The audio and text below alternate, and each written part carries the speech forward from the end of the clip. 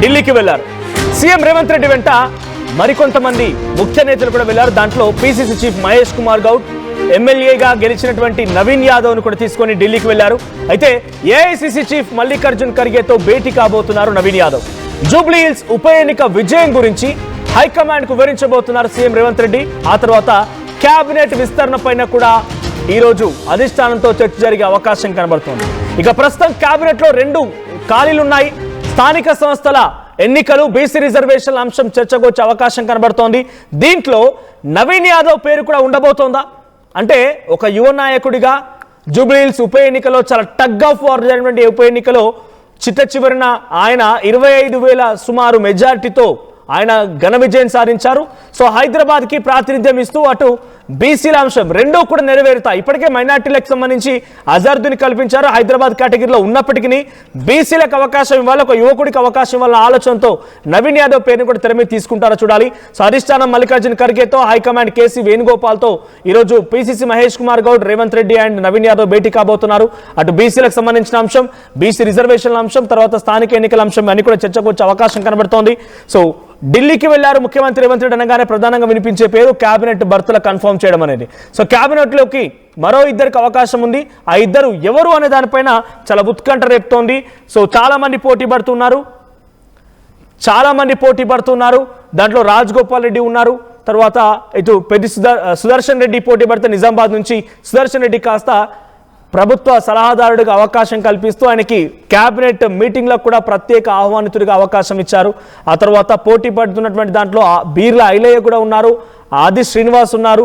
So చాలా మంది పోటీ పడుతున్నారు. బీసీలో నుంచి పోటీ ఉంది. అటు మల్రెడ్డి, రంగారెడ్డి కూడా పోటీ పడుతున్నారు. వీళ్ళందరూ కూడా పోటీలో ఉన్న సమయంలో ఎటువంటి నిర్ణయం ఉంటుంది, అధిష్టానం ఏ నిర్ణయం తీసుకుంటుందో చూడాలి. సో ప్రస్తుతానికైతే మరో వారం 10 రోజుల్లో మరో 2 బెర్తులను కూడా కన్ఫర్మ్ చేయాల్సిన ఆవశ్యకత ఏర్పడింది. ఇప్పటికే 2 ఏళ్ల కాలం పూర్తి కాబోతున్న నేపథ్యంలో అంతకంటే మునిపే ఈ యొక్క పూర్తి స్థాయిలోని కేబినెట్ ని కన్ఫర్మ్ చేసి ఇక పరిపాలనపై దృష్టి పెట్టి స్థానిక ఎన్నికలపైన టార్గెట్ చేయాల్సిన ఆవశ్యకత ఏర్పడింది. సో మొన్న మధ్య అజారుద్దీన్కి అవకాశం కల్పిస్తున్న సమయంలో కూడా మరొక వారం 10 రోజుల్లో రిజల్ట్స్ అయిపోగానే 2 మినిస్టర్లను కూడా కన్ఫర్మ్ చేస్తామని చెప్పి అధిష్టానం చెప్పింది అని చాలా మంది కాంగ్రెస్ నేతలు మాట్లాడుకొచ్చారు. ముఖ్యమంత్రి రేవంత్ రెడ్డి కూడా ఒక రకంగా అదే సంకేతం ఇచ్చారు.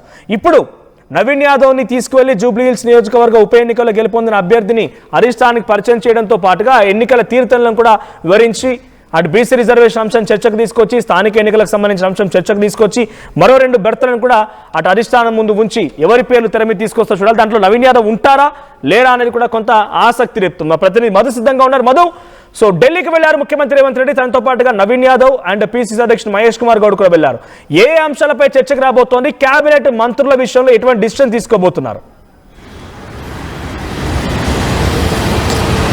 ఎగ్జాక్ట్లీ ఆ ఉప ఎన్నికలో కాంగ్రెస్ పార్టీ గెలిచినటువంటి తర్వాత ఈ అంశం ఆధారంగానే ఢిల్లీకి వెళ్తున్నారు ముఖ్యమంత్రి. యాక్చువల్లీ 2 రోజుల క్రితమే ఢిల్లీ వెళ్ళారు, ఒక కార్యక్రమంలో పాల్గొని ఆయన రిటర్న్ అయ్యారు. మళ్ళీ ఈరోజు పిసిసి చీఫ్ మహేష్ కుమార్ గౌడ్ జూబ్లీహిల్స్లో గెలిచినటువంటి కాంగ్రెస్ పార్టీ అభ్యర్థి నవీన్ కుమార్ యాదవ్ను వెంటబెట్టుకొని ఢిల్లీ బయలుదేరి వెళ్లారు.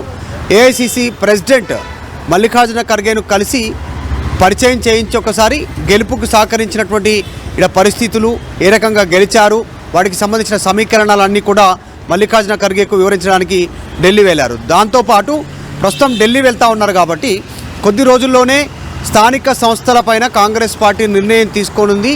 ముఖ్యంగా 42% రిజర్వేషన్ అంశంపైన పార్టీ సూచన మేరకు ముందుకు పోవాలనుకుంటుంది. రాజ్యాంగ పరంగా చిక్కులు వస్తూ ఉన్నాయి. మొన్న హైకోర్టుకు వెళ్తే హైకోర్టు పాత రిజర్వేషన్లతోటే స్థానిక సంస్థల ఎన్నికలు నిర్వహించండి, 42% రిజర్వేషన్ సాధ్యం కాదు, ఎందుకంటే సుప్రీంకోర్టు గతంలో ఉటంకించినటువంటి తీర్పులు ఉన్నాయి కాబట్టి వీలు కాదు సో అనేటువంటి సూచన చేసింది. పాత రిజర్వేషన్లతో వెళ్ళాలనుకుంటే మిగతా పర్సంటేజ్ని కలుపుకుంటే 42 ఇవ్వాలనుకుంటే మొత్తం పార్టీ పరంగా రిజర్వేషన్లు కేటాయించినటువంటి సిచ్యువేషన్ ఉంది. దానిపైన రేపు 17 జరగబోయేటువంటి క్యాబినెట్లో చర్చించేటువంటి అవకాశం ఉంది. సో వీటన్నిటి గురించి మల్లికార్జున ఖర్గేతో చర్చించేటువంటి అవకాశం ఉంది. ఇదంతా ఒకవైపు ఉంటే మరొకటి నవీన్ యాదవ్ ఢిల్లీకి ఆయనను తీసుకెళ్లి పరిచయం చేయించడము, గెలిచినటువంటి సంబంధ సందర్భాన్ని వివరించడంతో పాటు మరి నవీన్ యాదవ్ కూడా బీసీ కోటాలో మంత్రి పదవిలో వచ్చే అవకాశం ఉందా అనేటువంటి చర్చ జరుగుతున్న మాట వాస్తవం కాంగ్రెస్లో, ఎందుకంటే చాలామంది పోటీ ఉంది. కాకపోతే అదే నియోజకవర్గం నుంచి 2023లో అసెంబ్లీ నుంచి పోటీ చేసి ఓడిపోయినటువంటి అజారుద్దీన్కి ఎమ్మెల్సీ ఇచ్చి మంత్రి పదవి ఇచ్చారు కాబట్టి సో మళ్ళీ అదే ప్రాంతం నుంచి నవీన్ యాదవ్కి మంత్రివర్గంలో అవకాశం ఉండకపోవచ్చు అనేటువంటి చర్చ కూడా ఉంది.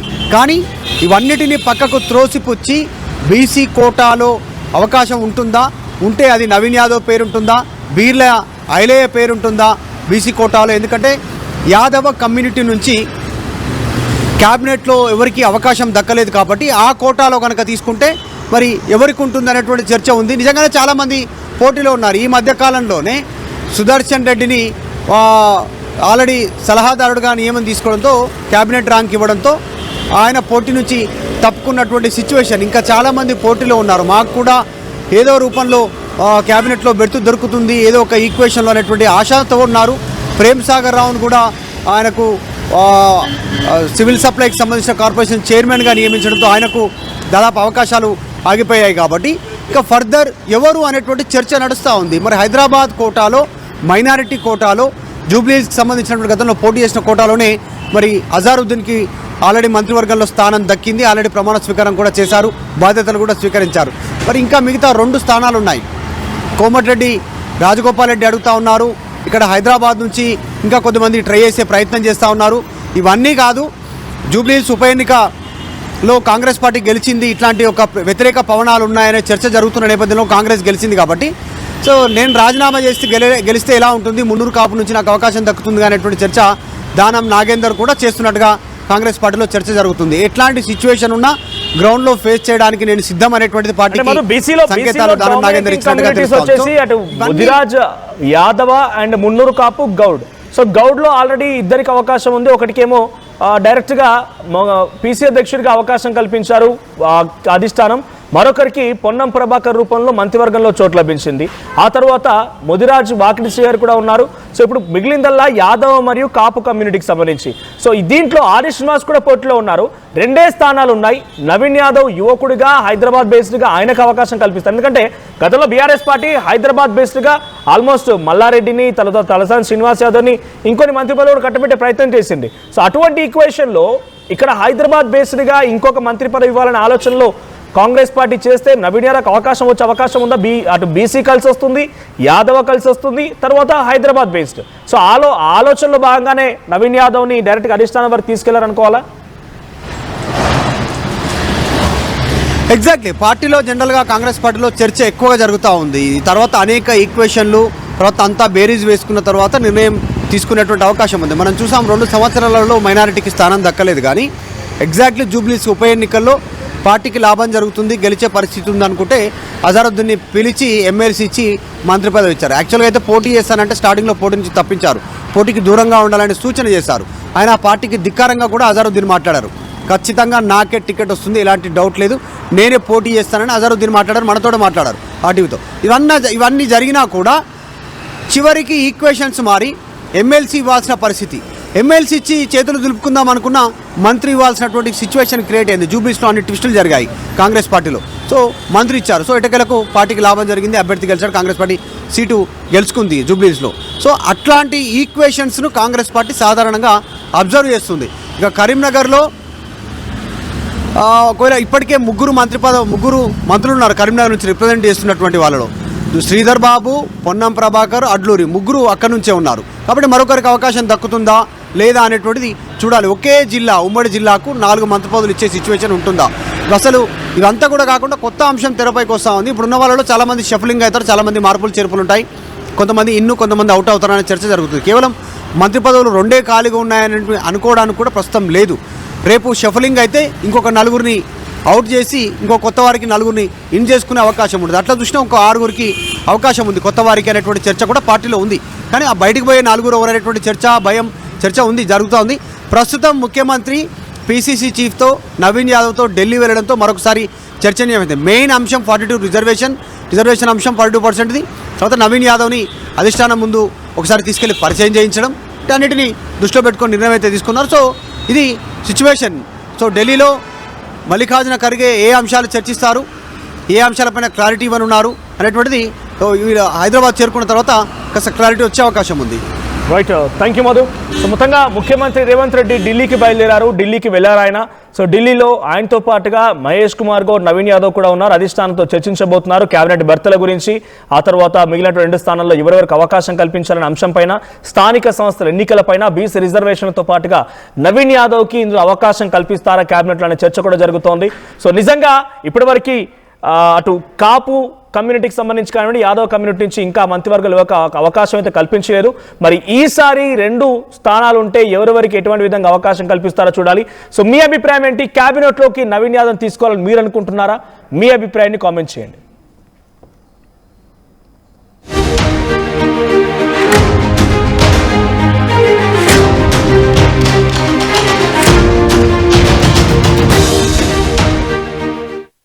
ఇల్లైనా ఫ్యాక్టరీ అయినా క్లినిక్ అయినా రూఫ్ ఉంటే safe. Truzon solar system install చేయండి. బిల్తో పాటు బీపీ తగ్గించండి. నువ్వు సూపర్ స్టార్ అయ్యా. Truzon solar power, super power. చరిత్ర సృష్టించినోడు ఇప్పుడు ఆ చరిత్రని తిరగరాయబోతున్నాడు. అబద్ధాల గోడల్ని బద్దలు కొట్టి నిజాలను రాగా మీ ముందుంచబోతున్నాడు. నిజమైన వార్తల కోసం వెంటనే డౌన్లోడ్ చేసుకోండి రా యాప్ని.